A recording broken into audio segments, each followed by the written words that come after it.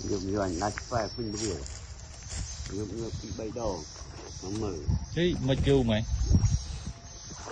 ngục nhục bàn là thâu ơi rớp cách co đấy chưa cách co thôi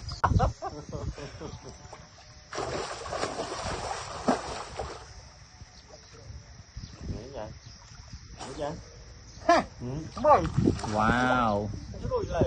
cách co ấy cách co cách từ nó suy rồi à đây là các bạn không suy rồi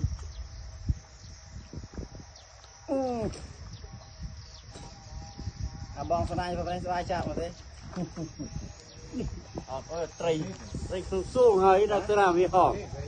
không trai không xuống hay thế nào vậy à